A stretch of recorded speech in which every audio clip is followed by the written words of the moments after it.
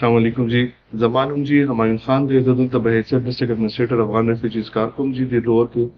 नन ji the DC दे लोअर पे ऑफिस के यो district coordination committee meeting शवे दी जी पाए की फैसले अगस्ती शवी दी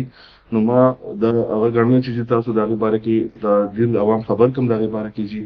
जमन सर जी पर दी लोअर के 3 मेजर अफगान रेफ्यूजीज कैंप्स हो कम के ऑलमोस्ट 32,000 कसान हो जी और शुक्र अल्हम्दुलिल्लाह जी अगर गवर्नमेंट पॉलिसी अंडर मंग अगर खलक से कम दे जी वापस पर वतन ता पर इज्जत से रुखसत कर जी और अगे ना बात से कम दे जी बिया जमंग सर दसे खलक डिटेल्स रागली जी द हुकूमत पाकिस्तान फेडरल गवर्नमेंट ना چې کوم کسان په ویزا باندې چې راغلي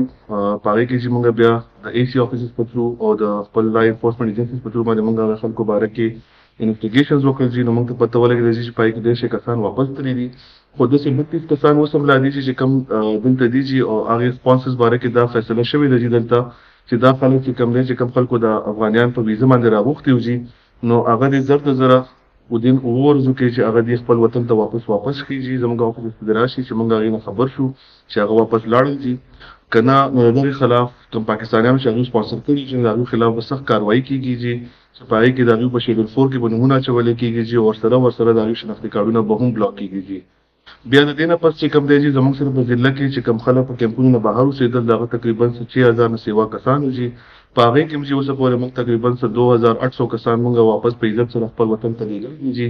دا نور چې کوم اوس پاتې دي چې نو په هغې کې ستاسو نه یو خواست دی چې دا چې د کوم خلکو سره د هغوی په کورونو کې یا هغوی کاروبارونو کې ځان سره ساتلي دي نو جی په ورځو کې دنه دغه خلک چې کوم دی چې زموږ دفترو ته دې راشي جي زما افیس ته دی یا د ای سیز افیس ته دی هغې ته دې راشي جي خپل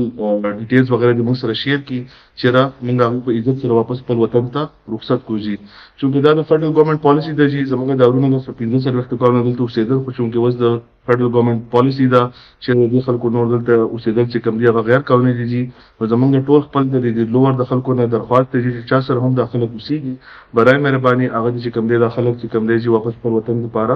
راځي چې هغه خپل وطن ته په عزت سره لاړ شي جي کینې بیا د دغې خلکو خلاف چې کوم پاکستانیان وروڼه دي او چې هغوی ځان سره افغانیان ساتلي دي چې د هغوی خلاف چې څنګه مخکې ما وویل د هغوی خلاف به ډېر سخت قانوني کاروایي کېږي چې ایون کې د هغوی په نومونه به شیډول 4 کې اچولی کېږي او ورسره د هغوی شناختي کارډونه به هم بلاک کېږي نو د زما د دل د عوام نه په اخره کې یو دا درخواست دی چې څوک هم داسې خلک تاسو پیژنئ ستاسو په ګاونډ کې دي یا څه دي که تاسو یې موږ ته نه مو هغه کولی شي ښکاره چې نو تاسو د ای سیز افیسز ته یا د ډي سي صاحب کنټرول روم ته جواب کولی شئ چې زموږ په ګاونډ کې یا زموږ په علاقه کې دا خلک دي نو موږ به هغوی خلاف بیا قانوني کاروایي کوو چې هغه موږ په وطن ته په عزت سره واپس کړو ډېره مهرباني